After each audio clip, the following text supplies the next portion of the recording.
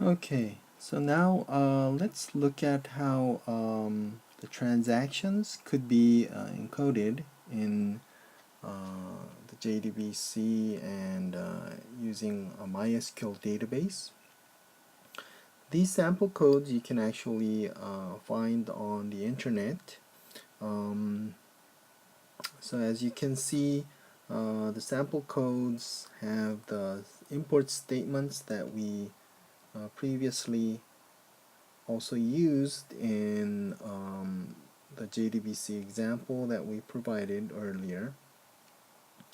Inside the class transaction, we can see that there's a transaction constructor and the do work method. So most of the work will be done in this do work part. So it's you can see that it's pretty nice when you create a class object and you try to create all your connections in the constructor, because that's when you initialize your codes. So you can see here that it creates the connection object right here at the beginning inside the constructor codes. Okay, well, that's one nice technique, but that's not the point that we want to actually talk about here. So let's move to the method do work, where most of the work is done. So using that connection, I will be creating some statements and doing some querying inside the do work method. Okay, so if I move to do work, you can see that the first thing is this code, set auto commit false. Okay, so on the connection, the first thing you want to do is call set auto commit, and when you call this set auto commit, you are telling the database that you want the database to automatically commit or not. Okay, so if in this case it's saying that it wants to do auto commit false, that means turn off the auto commit. So what is the auto commit?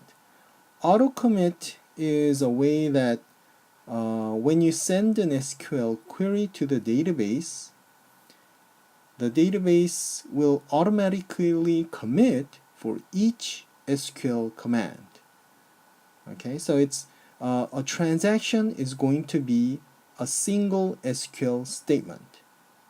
So if you set auto commit to true, then what happens? This auto commit will activate, and whenever you send a query to the database, even though you did not make any commit commands, then the database will automatically just commit for each SQL command. Okay, so whenever you send the SQL query, it commits.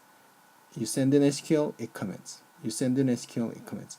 So if you want to send a series of SQL commands, several SQL commands, and then commit at the end, then it won't work. You need to do set auto commit false.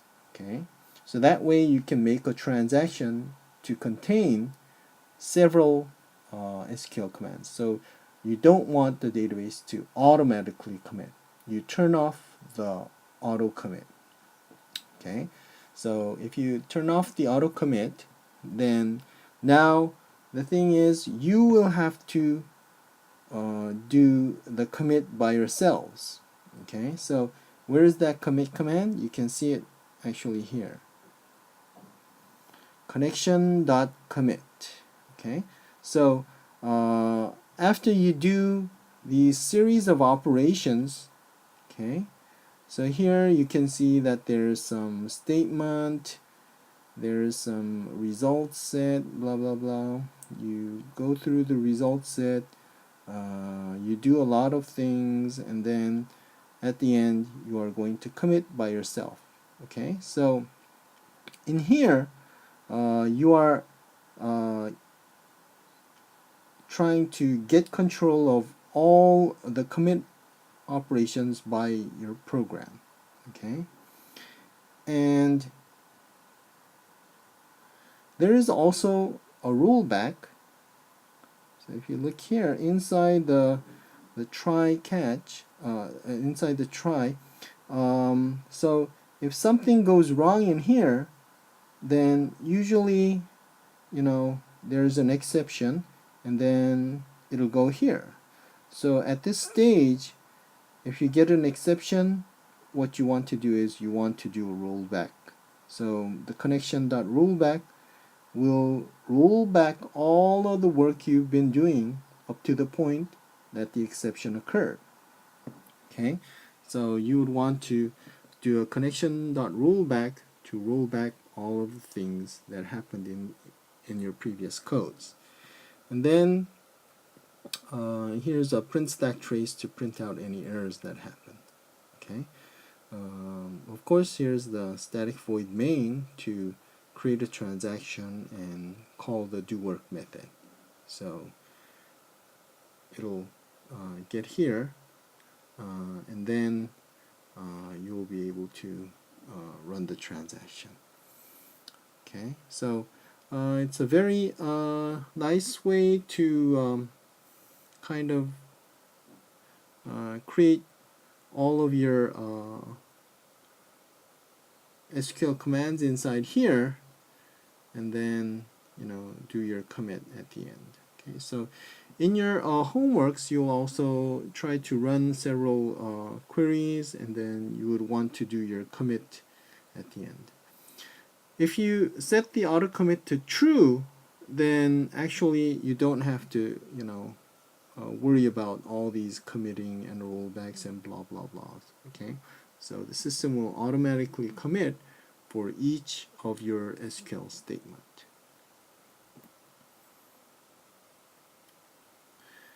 Okay, so this code you can actually download from the internet. It's a very simple example, and so make sure that you just do these things: connection.set auto commit false, and then connection.commit at the end, or connection.rollback. Okay, and usually when you want to roll back is when you have an exception. Okay, so good luck with your homeworks.